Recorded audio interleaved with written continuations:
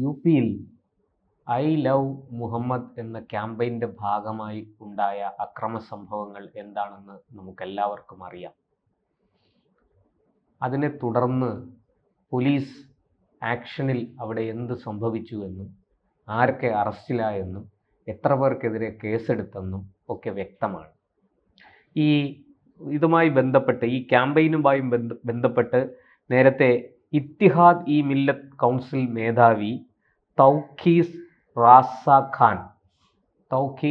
റാസ ഖാൻ എന്നയാൾ അറസ്റ്റിലായിരുന്നു. ഈ തൗഖീർ റാസ ഖാനാണ് പ്രാർത്ഥനയ്ക്കായി പള്ളിയിൽ ഒത്തുകൂടിയ ആൾക്കാരെ തെറ്റിദ്ധരിപ്പിച്ചത്.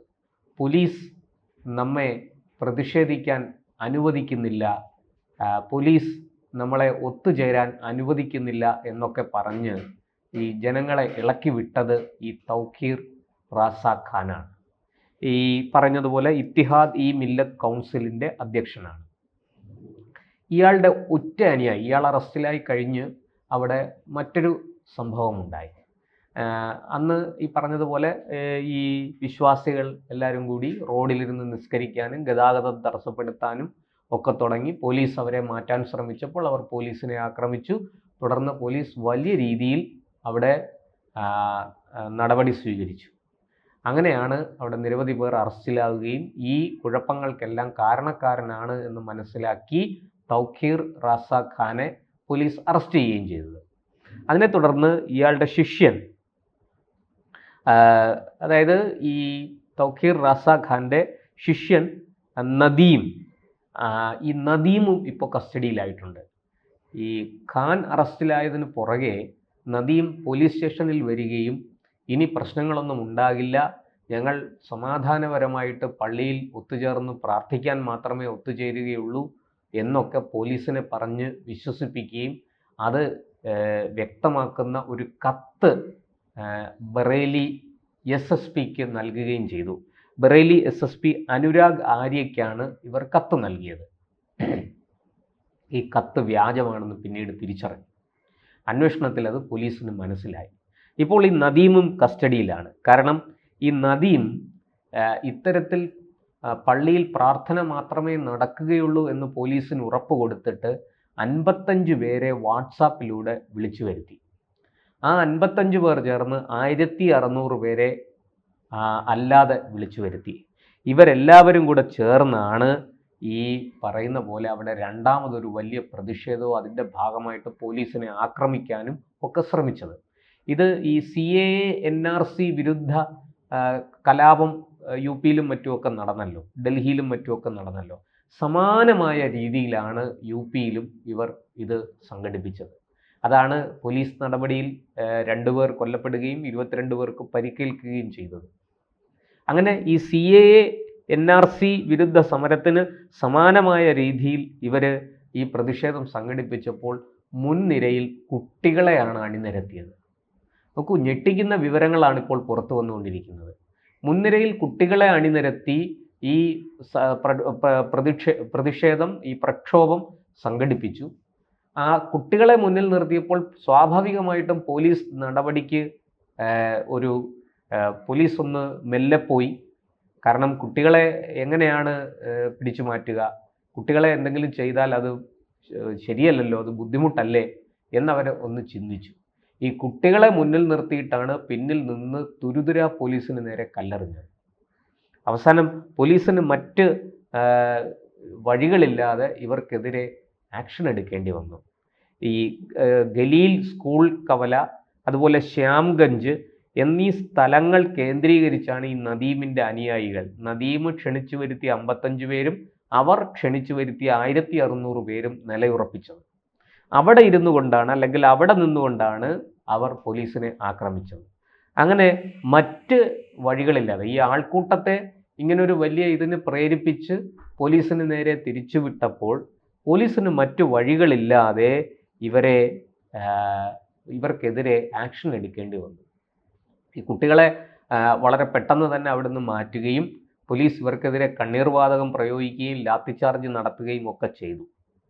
അങ്ങനെയാണ് ഈ നദീമിനെയും കൂട്ടാളികളായ നഫീസ്, ലിയാഖത്ത്, എന്നിവർക്കൊപ്പമാണ് വ്യാഴാഴ്ച രാത്രി ഇവർ സ്റ്റേഷനിലെത്തി ഈ കാര്യങ്ങളൊക്കെ പറഞ്ഞത്. പക്ഷേ വെള്ളിയാഴ്ച സ്ഥിതിഗതികളെല്ലാം മാറി. അതായത് ഞങ്ങൾ സമാധാനപരമായിട്ട് പ്രാർത്ഥിക്കും, ഞങ്ങൾ ഒരക്രമത്തിനും പോവില്ല എന്ന് കത്തെഴുതി പോലീസിന് കൊടുത്തയാൾ ഈ നദീമും ലിയാഖത്തും നഫീസും ഇവരൊക്കെയാണ് അവിടെ പിന്നീടുണ്ടായ അക്രമങ്ങൾക്ക് പ്രേരണ നൽകിയത്. രാവിലെ 5 മണിക്ക് സമാധാനപരമായ പ്രാർത്ഥനകളെ ഉണ്ടാവുള്ളൂ എന്ന് പറഞ്ഞവർ ഒരു ദിവസം മുഴുവനും ആ ബറേലി നഗരത്തെ അശാന്തമാക്കുന്ന വിധത്തിൽ പ്രവർത്തിച്ചു എന്ന് ഇതിപ്പോൾ പോലീസ് പറയുന്നു. അതുപോലെ തന്നെ ഈ തൗഖീർ റാസ ഖാൻ പറഞ്ഞത്, പോലീസ് നമുക്ക് പ്രതിഷേധത്തിനും പ്രക്ഷോഭത്തിനും മാത്രമല്ല നമുക്ക് പ്രാർത്ഥനയ്ക്കുള്ള അനുമതി പോലും പോലീസ് നിഷേധിച്ചിരിക്കുന്നു എന്നാണ് ഇയാൾ വിശ്വാസികളോട് പറഞ്ഞത്. അങ്ങനെയാണ് ജനം പെട്ടെന്ന് ഇളകിയത്. കാരണം നമുക്കറിയാം, ഈ വളരെ വൈകാരികമായി പ്രതികരിക്കുന്നവരെടുത്ത്, പ്രത്യേകിച്ചും വിശ്വാസികളുടെ അടുത്ത് ഇത്തരം കാര്യങ്ങൾ പറയുമ്പോൾ അവർ വളരെ പെട്ടെന്ന് വികാര വിക്ഷോഭം കൊള്ളുകയും ഇതിനെതിരെ മുന്നോട്ട് വരികയും ചെയ്യും. അത് വളരെ പെട്ടെന്ന് അക്രമത്തിലേക്ക് വഴുതി വീഴും. എന്തായാലും ഈ ഒരുപാട് പോലീസുകാർക്ക് കല്ലേറിൽ പരിക്കേറ്റിട്ടുണ്ട്. പലരുടെയും സ്ഥിതി വളരെ മോശമാണ്. ഇതിൽ ആദ്യം 8 പേരെ അറസ്റ്റ് ചെയ്തു, പിന്നീട് 39 പേരെ കസ്റ്റഡിയിലെടുത്തു. 180 പേർക്കെതിരെ കേസെടുത്തിട്ടുണ്ട്. കണ്ടാൽ അറിയാവുന്ന, അതായത് തിരിച്ചറിയാവുന്ന 180 പേർക്കെതിരെ, അതുപോലെ കണ്ടാൽ അറിയാവുന്ന 2500 പേർക്കെതിരെയും FIR രജിസ്റ്റർ ചെയ്തിട്ടുണ്ട്. ഒരക്രമവും അനുവദിക്കില്ല എന്ന് മുഖ്യമന്ത്രി യോഗി ആദിത്യനാഥ് പറഞ്ഞു കഴിഞ്ഞു. അദ്ദേഹം പറഞ്ഞു, ഇത് ശാരദീയ നവരാത്രി കാലമാണ്. ഈ നവരാത്രി കാലത്ത് നമ്മൾ അറിവിനെ ഉപാസിക്കേണ്ടതാണ്, ദേവിയെ ഉപാസിക്കേണ്ടവരാണ്. അവിടെ ഈ അക്രമ പ്രവർത്തനങ്ങൾ നടത്തിയാൽ എങ്ങനെയാണോ ദേവി ചണ്ടമുണ്ടന്മാരായ അസുരന്മാരെ നേരിട്ടത്, അതുപോലെ അതുപോലെ തന്നെ ഭഗവതി അക്രമികളെ നേരിടും എന്നും യോഗി ആദിത്യനാഥ് അവിടെ കൂടിയ ജനങ്ങളോട് പറഞ്ഞു. അതായത് ഒരു തരത്തിലും അക്രമം അവിടെ അനുവദിക്കില്ല. പറയുന്നത് പോലെ ജനങ്ങളെ ഇളക്കി വിട്ട് മതത്തിൻ്റെ പേരിൽ അവിടെ കലഹമുണ്ടാക്കാം, സംഘർഷമുണ്ടാക്കാം, കലാപം സൃഷ്ടിക്കാം എന്ന് ആരെങ്കിലും കരുതുകയാണെങ്കിൽ അവർക്ക് കനത്ത തിരിച്ചടി കിട്ടും. അവർ നിയമത്തിൻ്റെ കരാളഹസ്തങ്ങളിൽ നിന്ന് രക്ഷപ്പെടില്ല. നിയമത്തിൻ്റെ കൈകൾ അവരെ വരിഞ്ഞു മുറുക്കും എന്ന് തന്നെയാണ് യോഗി ആദിത്യനാഥ് പറയുന്നത്. ഈ UP-യിൽ നമുക്കറിയാം, പലപ്പോഴും UP-യിൽ നിസ്സാര കാര്യങ്ങൾക്കാണ് അവിടെ വലിയ കലാപങ്ങൾ ഉണ്ടായിട്ടുള്ളത്. അത് UP-യിൽ മാത്രമല്ല, ബീഹാറിലും രാജസ്ഥാനിലും ഗുജറാത്തിലും ഒക്കെ മുൻകാലങ്ങളിൽ ഈ മതവിശ്വാസികളെ തമ്മിൽ തല്ലിക്കാൻ വേണ്ടിയിട്ട് ഇത്തരത്തിലുള്ള പല ഗൂഢപദ്ധതികളുമായിട്ട് പലരും അവിടെ പ്രവർത്തിച്ചിട്ടുണ്ട്. ഇത് 2 തരത്തിലാണ്. ഒന്ന്, മതപരമായ മുതലെടുക്കാൻ നടക്കുന്ന ഒരു കൂട്ടരുണ്ട്, ഇതിനെ രാഷ്ട്രീയമായി മുതലെടുക്കാൻ നടക്കുന്ന മറ്റൊരു കൂട്ടരുമുണ്ട്. ഇപ്പോൾ പ്രതിപക്ഷത്തൊക്കെ ഇരിക്കുന്ന പലർക്കും ഇനി ഭരണത്തിൽ തിരിച്ചെത്തണമെങ്കിൽ അവർക്കറിയാം തങ്ങളുടെ കയ്യിൽ നിന്ന് ഇത് പോയി, ഇനി ഇത് ഇത്ര പെട്ടെന്നൊന്നും തിരിച്ചു ഭരണം തങ്ങൾക്ക് കിട്ടില്ല എന്നിവർക്ക് എല്ലാവർക്കും അറിയാം. അതുകൊണ്ട് തന്നെ അവർ ഏത് വിധേനയും ഭരണം പിടിക്കാൻ വേണ്ടിയിട്ട് അവിടെ എന്ത് കുൽസിത പ്രവൃത്തിയും ചെയ്യും. അതിനുവേണ്ടി എത്ര ജീവനുകൾ വേണമെങ്കിലും കുരുതി കൊടുക്കും. അങ്ങനൊരു അവസ്ഥയിലേക്ക് അത് പോയിക്കൊണ്ടിരിക്കുകയാണ്. ഇത് പറയുമ്പോൾ നമ്മൾ ഏകപക്ഷീയമായിട്ട് ഒരു വിഭാഗത്തിന് വേണ്ടി പറയുന്നതാണ് എന്ന് വ്യാഖ്യാനിക്കപ്പെടും. അങ്ങനെയല്ല. അവിടെ ഇന്നിപ്പോൾ നമുക്കറിയാം, പലപ്പോഴും നമ്മൾ ഇവിടെ നമ്മുടെ മലയാളം ചാനലുകളിലും മറ്റും കാണുന്ന കാഴ്ച, ഗാസയിലെ ഏറ്റവും ദുഃഖിപ്പിക്കുന്ന, നമ്മളെല്ലാം കണ്ണുനീരണിയിക്കുന്ന കാഴ്ചകൾ. കൊച്ചുകുട്ടികൾ ആശുപത്രിക്കുള്ളിൽ മരിച്ചു കിടക്കുന്നു, അതും പറയുന്നത് പോലെ ഭക്ഷണമില്ലാതെ, വെള്ളമില്ലാതെ എന്നൊക്കെ. പക്ഷേ ഇത് സത്യത്തിൽ ഇതിൻ്റെ വാസ്തവം എന്താണ് എന്ന് ഇത് ന്യൂയോർക്ക് ടൈംസ് പോലെയുള്ള പത്രങ്ങൾ തന്നെ ഇത് വെളിപ്പെടുത്തിയിട്ടുണ്ട്. ആദ്യം അവർ വാർത്ത കൊടുക്കുന്നു, രണ്ടാമത്തെ ദിവസം അവർ തന്നെ തിരുത്തി കൊടുക്കുന്നു. ഇത് അങ്ങനെയല്ല, ഈ കുട്ടികൾ രോഗം ബാധിച്ച് മരിച്ചവരാണ്, ഇത് ഇന്ന രോഗം കൊണ്ടാണ് മരിച്ചത്, ഞങ്ങൾ തെറ്റിദ്ധരിക്കപ്പെട്ടു.